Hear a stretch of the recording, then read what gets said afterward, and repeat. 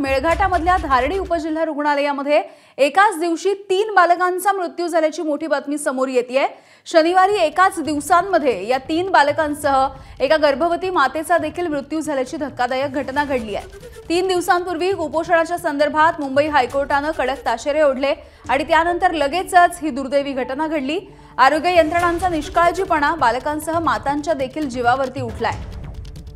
नर्मदा चिलात्रे या महिलेची प्रसूती होत नसल्यामुळे सीझरसाठी नेण्यात आले असताना तिला झटका आला, उपचार करण्यात आला, मात्र परत तिला 2 वेळा अशाच पद्धतीचा झटका आला आणि तिची प्रकृती खालावली। प्रसूतीपूर्वीच ही माता दगावली तर बाळ पोटामध्ये दगावलंय। धुळघाट रेल्वे इथल्या कविता धांडे या जुळ्या अपत्यांना एक मुलगी आणि एक मुलगा झाला होता, परंतु नवजात एका मुलाचा जन्माच्या नंतर अगदी अल्पावधीतच मृत्यू झालाय। तर तिसऱ्या घटनेमध्ये बैरागड इथल्या सबा तन्वीर यांना केवळ 28 आठवड्यांवरती त्यांची प्रसूती झाली।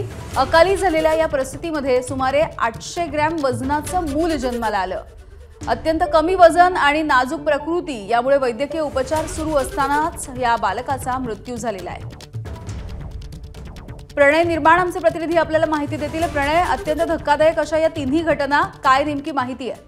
नक्की यामध्ये मेळघाटमध्ये आरोग्य यंत्रणा किती काम करते याचं हे उत्तम उदाहरण म्हणावं लागेल, कारण निष्काळजीपणा खूप मोठ्या प्रमाणात आरोग्य विभाग नेहमी करत असते।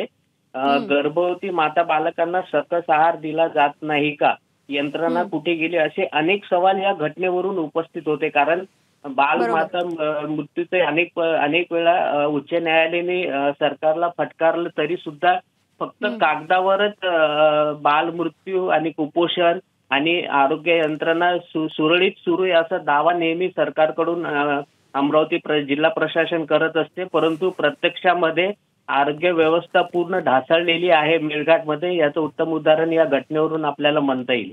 यामिनी, अगदी प्रणय, धन्यवाद या माहितीसाठी। त्यामुळे आता या सगळ्यानंतर आता प्रशासनाला कधी जाग येते, काय कारवाई होते हे बघणं देखील महत्त्वाचं ठरेल। दरम्यान याचवरती महसूल मंत्री चंद्रशेखर बावनकुळे आणि गृहराज्यमंत्री पंकज भोयर यांनी काय म्हटलंय आपण बघूयात। नाही, मेळघाटमध्ये हा जो रेशो आहे बालमृत्यूचा तो आता बऱ्यापैकी कमी झाला। उच्च न्यायालयाने दखल घेतली आहे।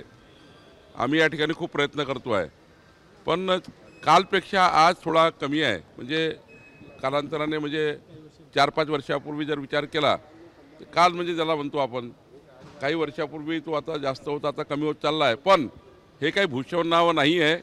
आम्ही आता ते शून्य करण्याच्या मागे लागलेलो आहे।